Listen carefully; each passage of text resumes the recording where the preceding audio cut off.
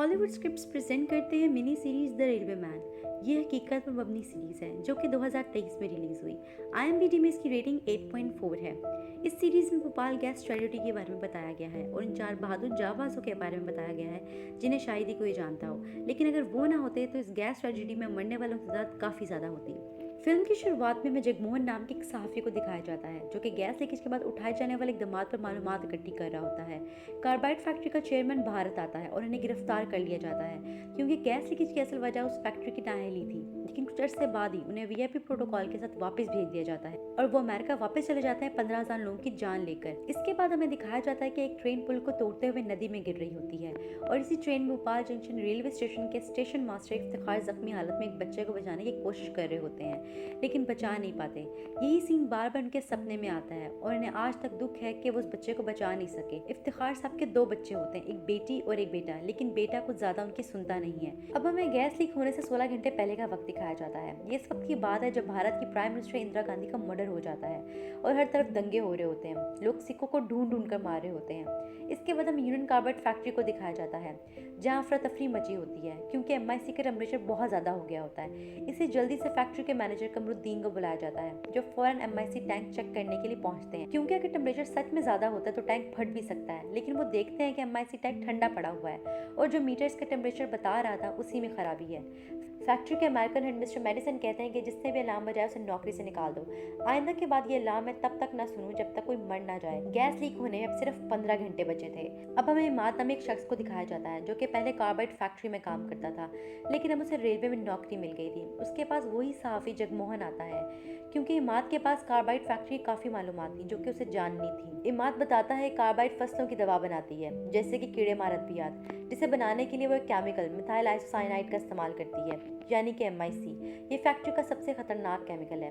40-40 ton के 3 tankers में MIC cement में गाड़ कर रखा गया है। MIC में पानी का एक कतरा भी मिल जाए तो हवा में फैल सकती है और तबाही मचा सकती है। सांस ली तो इंसान वही खत्म। हमें पहनने के लिए मास्क भी नहीं दिए जाते थे। मैंने शिकायत की तो मुझे नौकरी से निकाल दिया। उधर कमरुद्दीन साहब फैक्ट्री हेड से कहते हैं कि जितनी भी सेफ्टी डिवाइस फैक्ट्री में पड़ी हैं वो सब खराब हैं। वर्कर्स को ये भी नहीं पता कि पाइपों को कब और कैसे धोना है। उस पर फैक्ट्री का हेड कहता है कि फैक्ट्री पहले ही घाटे में जा रही है, हो सकता है फैक्ट्री बंद हो जाए। वो कहता है कि एक सहाफ़ी ने CS टाइसन की बनी हुई रिपोर्ट की बात की है, उसे कैसे पता चला कोई है जो मुखबरी कर रहा है। उधर जगमोहन इमाद को कुछ तस्वीरें दिखाता है। उस पर इमाद कहता है कि 1982 में ये लोग फैक्ट्री आए थे और काफ़ी तहकीकात भी की थी लेकिन उनके जाने के बाद कुछ नहीं बदला, जिसके चलते उसके दोस्त मोहम्मद अंसारी की जान चली गई क्योंकि फैक्ट्री में गैस लीक हुआ था। उसे सही करने के लिए भेजा गया था। उसने वो लीक तो ठीक कर दिया लेकिन MIC ने उसकी जान ले ली। जगमोहन इमाद से कहता है कि वो फैक्ट्री पर केस करना चाहता है लेकिन इसके लिए CS टाइसन की रिपोर्ट का मिलना बहुत ज़रूरी है। भोपाल जंक्शन को दूसरे स्टेशन के साथ जोड़ने वाली कम्युनिकेशन लाइन खराब पड़ी थी। स्टेशन मास्टर ने इसका जिम्मा प्रसाद नाम के एक शख्स को दिया था जिसकी लापरवाही से कम्युनिकेशन लाइन अभी तक ठीक नहीं हुई थी। अब इमाद अपनी नई नौकरी ज्वाइन करने जाता है और इसकी मुलाकात स्टेशन मास्टर से होती है और वो उससे जूनियर लोको पायलट के तौर पर मालगाड़ी तैयार करने को कहते हैं। फिर स्टेशन मास्टर के पास वजीहा नाम की औरत आती है और वो कहती है कि यार उसकी बेटी सुहानी की शादी है, आपने ज़रूर आना है। अब गैस लीक होने में सिर्फ 13 घंटे बचे थे। फिर हमें एक्सप्रेस बेंडेड नाम के एक लड़के को दिखाया जाता है जो कि ट्रेनों में चोरी करता था और पिछले 13 सालों से पुलिस उसे ढूंढ रही थी।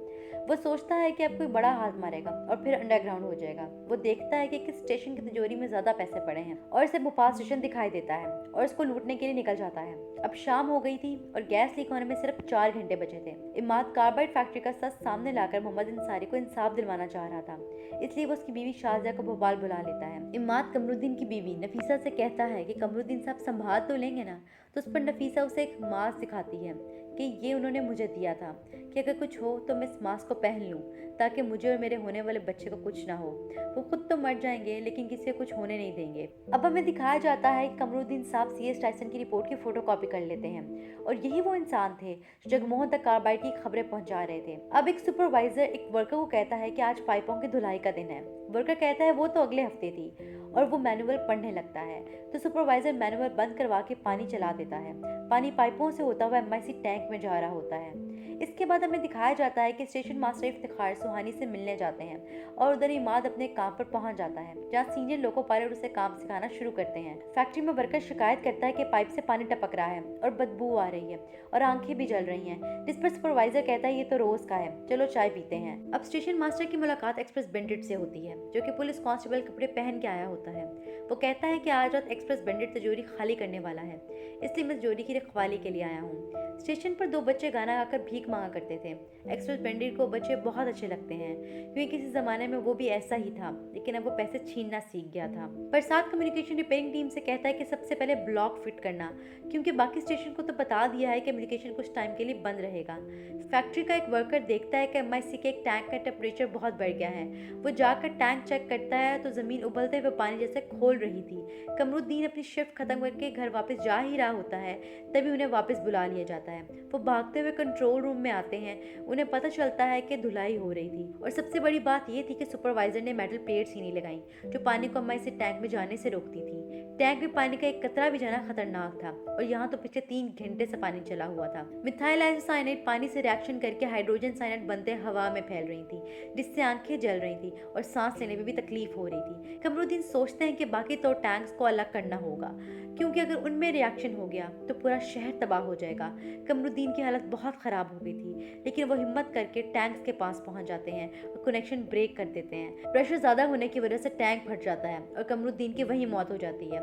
अब हमें भोपाल से 100 किलोमीटर दूर इटारसी स्टेशन दिखाया जाता है, जहाँ पर वर्कर बेंडिट काफ़ी परेशान था कि भोपाल का कम्युनिकेशन काफ़ी देर से बंद है। लेकिन वहाँ सबको इस बात की फिक्र थी कि नॉर्दर्न रेलवे का जीएम रत्ती पांडे स्टेशन के इंस्पेक्शन के लिए आ रहा था, लेकिन वो कब आएंगे और कैसे आएंगे किसी को कोई आइडिया नहीं था। अब हमें दिखाया जाता है शाजिया अपने बच्चों के साथ ट्रेन से भोपाल आ रही थी। उसके सामने एक औरत अपनी बेटी के साथ बैठी थी। मुल्क में जो दंगे हो रहे थे, ट्रेन में उसी का चर्चा चल रहा था। ये सब सुनकर वो औरत बहुत घबरा जाती है। इसी दौरान गार्ड सब चेकिंग करने के लिए आते हैं और वो उस औरत के पास वही चाकू देखते हैं जो सिख लोग अपने पास रखते हैं, लेकिन वो उसे कुछ नहीं कहते, क्योंकि वो माहौल ऐसा था कि अगर कोई सिख जाए तो दंगाई उसे फौरन मार देते हैं। अब गैस लीक हुए 20 मिनट हो गए थे। सीनियर लोको पायलट को कुछ बदबू आती है, लेकिन वो कुछ ध्यान नहीं देता और नीचे गिर जाता है। लेकिन जैसे ही इमाद उनकी मदद के लिए इंजन से बाहर आने लगता है तो उसको समझ आ जाती है कि इस चीज़ की बदबू है। वो अपने मुंह और नाक पर कपड़ा लपेट लेता है और अपने सीनियर के पास जाता है, लेकिन अब बहुत देर हो चुकी होती है। अब हमें दिखाया जाता है कि वजिया स्टेशन मास्टर के पास कुछ पैसे लेने आती है, क्योंकि हलवाई को देने में पैसे कम पड़ रहे थे। स्टेशन मास्टर के पास पैसे कम थे, इसलिए वो कांस्टेबल से कुछ पैसे लेकर देता है। फैक्ट्री के पास ही स्टेशन था, इसलिए उसका असर दिखने लग जाता है। लोगों को सांस लेने में बहुत तकलीफ होती है। उधर सुहानी के घर पर भी लोग मर रहे होते हैं। सुहानी अपनी माँ को ढूंढ रही थी, लेकिन वो तो स्टेशन गई हुई थी। इमाद का घर जिस बस्ती में था वो फैक्ट्री से सिर्फ 10 कदम दूर था। वहाँ भी हलचल मच जाती है। उधर स्टेशन मास्टर के घर वाले फौरन वहाँ से निकल जाते हैं। स्टेशन मास्टर स्टेशन पर अपना काम कर रहे होते हैं, तभी उनकी नज़र एक बच्चे पर पड़ती है, जो कि दूसरे बच्चे की लाश लेकर खड़ा होता है। स्टेशन मास्टर कांस्टेबल उस बच्चे को संभाल ही रहे होते हैं, तभी जो नज़ारा वो देखते हैं उस पर वो दंग रह जाते हैं कि किस किस बंदे को अस्पताल लेकर जाएं। स्टेशन मास्टर सभी को भागने की बजाय वेटिंग रूम में जाने को कहते हैं, क्योंकि बंद कमरे में ही वो थोड़ा बहुत बच सकते हैं। उधर इमाद इंजन लेकर मदद के लिए स्टेशन की तरफ निकल पड़ता है। अब हमें दिखाया जाता है कि पुलिस वाले जगमोहन को धमकी देते हैं कि फैक्ट्री के बारे में लिखना छोड़ दो। उसी दौरान उन्हें खबर पहुंचती है कि फैक्ट्री से गैस लीक हुई है। ये सुनकर जगमोहन फौरन कमरुद्दीन से मिलने के लिए फैक्ट्री की तरफ निकल पड़ता है, क्योंकि उन्होंने ही उसे सीएस टाइसन की फाइल देनी थी। उधर मेडिसन बचे हुए वर्कर से कहता है ये किसी वर्कर की साजिश है कंपनी को बदनाम करने की, और वो कहता है कि फैक्ट्री का दरवाज़ा बंद कर दो और किसी को भी अंदर घुसने नहीं देना। सीनियर से अभी तक कॉन्टैक्ट नहीं हो रहा, इसलिए वो किसी को भी बताने से मना कर देते हैं कि गैस लीकेज की असल वजह क्या थी। एक्सप्रेस बेंडिट जो चोरी करने आया था, अब वो लोगों की मदद करने लग गया था। किसी को कुछ समझ नहीं आ रही थी कि हो क्या रहा है और लोग मर क्यों रहे हैं। स्टेशन मास्टर वजिया को अपनी आंखों के सामने मरते हुए देखता है, लेकिन कुछ कर नहीं पाता। इमाद स्टेशन पर पहुंच जाता है और स्टेशन मास्टर उसके पास जाने के लिए बाहर जाने लगते हैं, तो कुछ लोग भड़कने लग जाते हैं कि ये हमें यहाँ मरने के लिए छोड़ के जा रहा है। इसी गर्मा गर्मी में एक आदमी बाहर निकल जाता है, लेकिन वो इंजन तक पहुंचने से पहले ही दम तोड़ देता है। ये देखकर सब खामोश हो जाते हैं। इसके बाद स्टेशन मास्टर इमाद को वेटिंग रूम में ले आते हैं। इमाद बताता है काबर्ड फैक्ट्री में गैस लीक हुई है, जिसकी वजह से सबकी मौत हो रही है। इमाद कहता है बचने का यही तरीका है, कपड़ा गीला करके अपने मुंह पर लपेट लें। इसके बाद स्टेशन मास्टर इमाद को कहता है कि हमें इतारसी खबर पहुंचानी है कि गोरखपुर एक्सप्रेस को रोकें और एक रिलीफ ट्रेन भेजें। स्टेशन मास्टर इमाद से कहता है तुम वहाँ जाओ जहाँ रिपेयरिंग का काम हो रहा है और देखो कनेक्शन ठीक हो गए हैं कि नहीं। इमाद कहता है उस ट्रेन में मेरी फैमिली भी आ रही है तो उसे तो हर हाल में रोकना होगा। इस पर वहाँ अफरा तफरी मच जाती है कि आती हुई ट्रेन को क्यों रोकना। स्टेशन मास्टर कहता है कि अगर वो ट्रेन यहाँ आ गई तो वो सब मारे जाएंगे, लेकिन कोई सुनने को तैयार ही नहीं था। बेकाबू भीड़ को देखते हुए कांस्टेबल अपनी बंदूक निकाल लेता है तो उस पर सब आराम से बैठ जाते हैं। इसके बाद हमें दिखाया जाता है कि गोरखपुर एक्सप्रेस एक स्टेशन पर रुकती है तो कुछ दंगाई उस पर नारा लगाते हुए चढ़ जाते हैं कि इंदिरा के हथियारों को नहीं छोड़ेंगे और जो भी सिख मिलेगा उसे मार देंगे। इसके बाद वो ट्रेन पर चढ़कर चेक करने लग जाते हैं कि कौन सिख है और कौन नहीं। शाजिया उस औरत को अपनी खाला बताती है। उस दंगाइयों का लीडर टीटी को पकड़ लेता है और उसे पता चल जाता है कि वो सिख है। इससे पहले वो उसे पकड़ते गार्ड साहब उन्हें पहले ही वहां से ले जाते हैं। बेंडिट परेशान था कि इतना टाइम हो गया है कि भोपाल अब भी ऑफलाइन है, लेकिन कोई भी उसकी सुन नहीं रहा था। अब इमाद आके बताता है कि रिपेयरिंग वाले सभी लोग मारे गए, लेकिन कुछ तो काम हुआ है। उस पर स्टेशन मास्टर समझ जाता है कि प्रोटोकॉल के हिसाब से सबसे पहले ब्लॉक इंस्ट्रूमेंट रिपेयर किया होगा। ब्लॉक इंस्ट्रूमेंट हमारे स्टेशन को अगले और पिछले स्टेशन से जोड़ता है, एक तरफ मिस रोड और दूसरी तरफ सुखी सबनिया। अगर एक भी तार ठीक कर दी होगी तो हम उनसे राब्ता कर सकते हैं। स्टेशन मास्टर कंट्रोल रूम जाता है, वहाँ सब तहस नहस पड़ा होता है। वहाँ एक ब्लॉक फोन मिलता है, वो किसी तरह उसे जोड़ लेते हैं। उधर बेंडिट सुखी सवनिया कॉल करता है कि भोपाल की तरफ से कोई खबर तो नहीं आई। इसी दौरान स्टेशन मास्टर की कॉल लगती है लेकिन राब्ता नहीं हो पाता। बेंडिट सीनियर्स को कहता है कि भोपाल से कोई राब्ता नहीं हो पा रहा। तभी वहाँ रति पांडे आ जाते हैं। बेंडिट उन्हें सारी सिचुएशन बताते हैं। फिर रति पांडे भोपाल जंक्शन एरिया के थाने में कॉल करते हैं तो उन्हें पता चलता है कि वहाँ क्या आफत आई है। रति पांडे कहते हैं कि भोपाल जाने वाली गोरखपुर ट्रेन को रोकना होगा। वो सुखी सबनिया से कांटेक्ट करके वो ट्रेन रुकवाने की कोशिश करते हैं, लेकिन ट्रेन निकल चुकी थी। ट्रेन का गार्ड उस औरत और बच्चे को दंगियों से बचाने में लगा होता है, इसी वजह से वो लाल झंडा नहीं देख पाता। इसके बाद हमें 1970 का वक्त दिखाया जाता है, जहाँ एक American scientist Alex brown methyl isocyanate का पानी से रिएक्शन करवाता है। वो देखता है जो पौधा उसने पानी के अंदर रखा था वो उस रिएक्शन से पूरी तरह सूख गया था। ये बात अपने सीनियर्स को बताते हुए कहता है कि कार्बाइड भारत में अपनी फैक्ट्री बनाने वाली है, वो भी भोपाल शहर के बीचों बीच। अगर वहाँ ऐसा कोई हादसा हो गया तो बहुत सी जानें जा सकती हैं। तो उस पर सीनियर उसे कहता है कि हमें सिर्फ एक्सपेरिमेंट करने के पैसे दिए गए हैं, तुम्हें चुप रहना होगा। उधर GM railway DG personal Rajeshwari को कॉल करके बताता है कि भोपाल में गैस लीक हुई है और लोग मर रहे हैं और भोपाल जंक्शन रेलवे के नक्शे से मिट गया है और गोरखपुर एक्सप्रेस में बैठे हजारों लोग अपनी मौत की तरफ जा रहे हैं। आप मिनिस्ट्री से बात करके रिलीफ के सामान का बंदोबस्त करें। उधर दंगाई दरवाजा तोड़कर अंदर आ जाते हैं और मारपीट शुरू कर देते हैं। गार्ड साहब उन्हें चकमा देकर ट्रेन से उतर आते हैं, लेकिन इसी बीच उन्हें चाकू लग जाता है। स्टेशन मास्टर इमाद से कहता है कि मालगाड़ी का डब्बा खड़ा है, तुम उसे इंजन के साथ जोड़कर ले आओ, हम उसी में सबको बिठाकर ले जाएंगे, क्योंकि यहाँ ज़्यादा देर रुकना ठीक नहीं है। रेलवेज की भी कमेटी बुलाई जाती है और वहाँ ये कहा जाता है कि हवा में जहर है, इससे जो लोग भी वहाँ जाएंगे मारे जाएंगे, इसलिए वहाँ जाने वाले सभी रूट बंद कर दिए जाएं। वहाँ राजेश्वरी की कोई भी बात नहीं सुनता। राजेश्वरी रति को कहती है कि सारी ट्रेन डाइवर्ट की जा रही हैं, जिसे करने में टाइम लगेगा। ऑर्डर्स पहुंचने से पहले अगर तुम मिस रोड स्टेशन क्रॉस कर लो तो काम बन जाएगा। रति पांडे एक रिलीफ ट्रेन तैयार करता है और अपनी स्पीड से बहुत से लोगों को भोपाल में मरने वालों की मदद के लिए आमादा कर लेता है। अब रति पांडे भोपाल की तरफ निकल पड़ता है। इसके बाद हमें दिखाया जाता है कि नफीसा अपने हस्बैंड को ढूंढते हुए फैक्ट्री पहुंचती है, लेकिन वहां ताला लगा होता है। वहीं उसे जगमोहन मिल जाता है और वो नफीसा को लेकर अस्पताल की तरफ निकल पड़ता है, क्योंकि नफीसा का वाटर बैग ब्रेक हो गया था। उधर सुहानी जिसे मरा हुआ दिखाया जाता है वो जिंदा हो जाती है, क्योंकि वो सिर्फ बेहोश थी। इसके बाद हमें दिखाया जाता है कि एलेक्स ब्राउन किसी काम के सिलसिले में भारत में मौजूद था। फैक्ट्री का एक वर्कर उन्हें कॉल करके सारी सिचुएशन से आगाह करता है और पूछता है कि इसका कोई एंटीडोर है। ब्राउन कहता है हाँ है। इमाद और स्टेशन मास्टर जब मालगाड़ी लेने जाते हैं तो उनके पीछे कांस्टेबल तिजोरी की चाबी ढूंढने लग जाता है, लेकिन उसे नहीं मिलती। उधर इत्तेफाकन राजेश्वरी और एलेक्स की मुलाकात हो जाती है और वो उसे बताता है कि भोपाल में जो कुछ चल रहा है उसका एंटीडोट मौजूद है। वहीं पर जगमोहन जो स्कूटर लेकर जाता है उसमें उसे CS टाइसन की रिपोर्ट मिल जाती है, जो शायद कमरुद्दीन ने ही रखी थी। स्टेशन मास्टर और इमाद ट्रेन बनाकर वापस आ जाते हैं और सबको मालगाड़ी के डब्बे में बिठा देते हैं, लेकिन परेशानी की बात यह होती कि इंजन चलना बंद हो जाता है। सुहानी जो अपनी माँ को ढूंढते हुए स्टेशन आ गई थी उसे भी बिठा दिया जाता है। गार्ड साहब सोच रहे होते हैं कि भोपाल आने वाला है, सब ठीक हो जाएगा। उन्हें क्या पता था क्या क़यामत के मनाज़िर देखने को मिलेंगे। शमाल की तरफ से गोरखपुर एक्सप्रेस आ रही थी और जनूब की तरफ से रति पांडे रिलीफ ट्रेन लेकर आ रहा था और बीच में स्टेशन मास्टर की गाड़ी बंद पड़ी थी। अब हमें 12 साल बाद का वक्त दिखाया जाता है, जब जगमोहन विधवा कॉलोनी में नफीसा से मिलने आता है। नफीसा और उसका बच्चा दोनों बच जाते हैं, लेकिन गैस का उसके बच्चे के दिमाग और जिस्म पर बहुत बुरा असर पड़ता है और वह एबनॉर्मल पैदा होता है। अब हमें दोबारा पिछला वक्त दिखाया जाता है जब मिर्जा नामी एक शख्स राजेश्वरी से मिलने आता है। वो कार्बाइड फैक्ट्री वालों ने भेजा होता है। वो चाहते हैं कि एंटीडोट भोपाल ना पहुंच सके क्योंकि इस तरह उनकी पोल खुल जाएगी, लेकिन राजेश्वरी उसे वहां से भगा देती। उधर जगमोहन मेडिसिन को कॉल करके धमकी देता है, लेकिन उसका कोई फायदा नहीं होता। पुलिस अफसर को ऑर्डर दिया जाता है कि इटारसी से रिलीफ ट्रेन आ रही है। वहीं पर दूसरी तरफ कांस्टेबल कहता है कि ट्रेन में बैठे हुए लोगों को बताओ कि ईंधन चल नहीं रहा, वो अपना खुद को इंतजाम कर लें। उस पर स्टेशन मास्टर कहते हैं कि 10 साल से मुझे सुकून की नींद नहीं आ रही क्योंकि उन पर एक बच्चे की जान उधार है। स्टेशन मास्टर उस वक्त की बात कर रहे थे जब एक ट्रेन हादसा हुआ था और एक बच्चा उनके सामने मर गया था, लेकिन स्टेशन मास्टर उस बच्चे को बचा नहीं पाए। इसलिए वो कहते हैं जो पहले हुआ वो नहीं चाहते कि दोबारा हो। फिर स्टेशन मास्टर गोरखपुर एक्सप्रेस आने की आवाज़ आती है तो स्टेशन मास्टर कहते हैं कि हमें इसे हर हाल में रोकना है।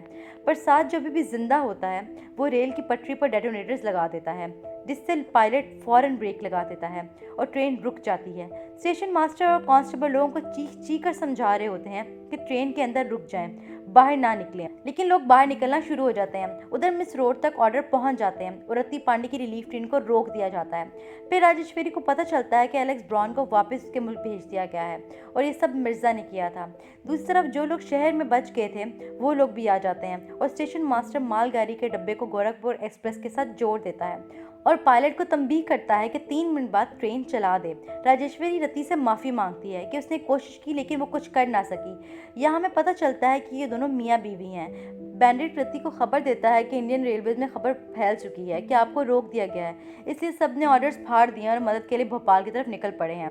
फिर रति पांडे भी ऑर्डर फॉलो ना करते हुए वहां से रिलीफ ट्रेन लेकर निकल पड़ता है। उधर पुलिस इंस्पेक्टर मरते मरते कांस्टेबल को आके बताता है कि मिस रोड से रिलीफ ट्रेन निकल चुकी है जो कि प्लेटफॉर्म नंबर 1 पर आएगी और गोरखपुर एक्सप्रेस भी सेम ट्रैक पर चल रही थी। कांस्टेबल वॉकी टॉकी से इमाद को बताता है ताकि वो ट्रैक चेंज कर दे। अब रिलीफ ट्रेन और गोरखपुर एक्सप्रेस आमने सामने थी। इतने में इमाद रिलीफ ट्रेन का ट्रैक चेंज कर देता है और दोनों ट्रेनें टकराने से बच जाती हैं।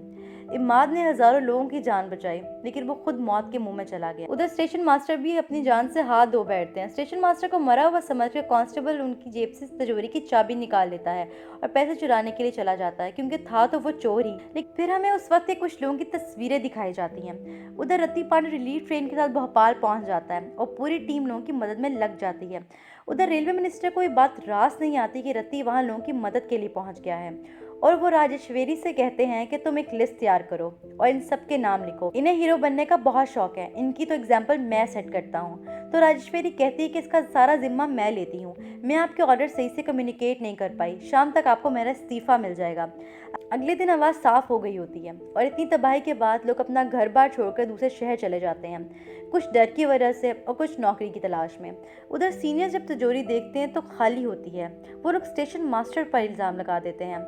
ये सब बातें एक्सप्रेस बैंडिट सुन रहा होता है और सोचता है कि स्टेशन मास्टर ने लोगों को बचाते बचाते अपनी जान दे दी, इस तरह उन पर गद्दारी का इल्ज़ाम लग जाएगा। जब रति पांडे तिजोरी देखने आता है तो वो भरी होती है। इसका मतलब ये था कि एक्सप्रेस बैंडिट ने स्टेशन मास्टर की इज्जत पर हर्फ नहीं आने दिया। फिर हमें दिखाया जाता है कि स्टेशन मास्टर का बेटा अपने अब्बू को ढूंढने के लिए आता है, लेकिन वो कहीं नहीं मिलते। स्टेशन मास्टर की लाश को जलाने की लेके जाया जा रहा होता है, लेकिन वो एकदम से उठ खड़े होते हैं। वो मरे नहीं होते, बस बेहोश हो गए थे। उनका बेटा उन्हें घर ले आता है। हर तरफ लाशें ही लाशें पड़ी थी। कुछ लोगों को दफनाया जा रहा था और कुछ को जलाया जा रहा था। इसके बाद हमें 1 साल बाद का वक्त दिखाया जाता है जहां सब नॉर्मल हो गया था। सुहानी भी अब रेलवे में मुलाजमत करने लगी थी। स्टेशन मास्टर से कांस्टेबल मिलने आता है, जिसे देख वो बहुत खुश होते हैं और कहते हैं कि उस रात मुझे किसी ने मुर्दा पाकर मेरी जेब से तिजोरी की चाबियां निकाल ली थी, लेकिन हैरानकुन बात यह है कि उसने सिर्फ चाबियां निकाली थी, पैसे नहीं। जब कांस्टेबल जा रहा होता स्टेशन मास्टर कहते हैं कि उस गाड़ी में किसी को लूटना मत, मिस्टर एक्सप्रेस बैंडिट। उस पर वो कहता है एक्सप्रेस बैंडिट नहीं, बलवंत यादव। इससे हमें पता चलता है कि स्टेशन मास्टर पहले से ही जानते थे कि वो कौन है। इसके बाद हमें भोपाल गैस ट्रेजेडी की कुछ रियल पिक्चर्स दिखाई जाती हैं। इसके साथ ये हकीकत पर मबनी सीरीज अपने इख्तिताम को पहुंचती है। उम्मीद है कि आपको हमारी वीडियो पसंद आई होगी। मजीद इसी तरह की मूवीज़ की एक्सप्लेनेशन सुनने के लिए हमारे चैनल को सब्सक्राइब करें और बेल आइकन को दबाएं। शुक्रिया।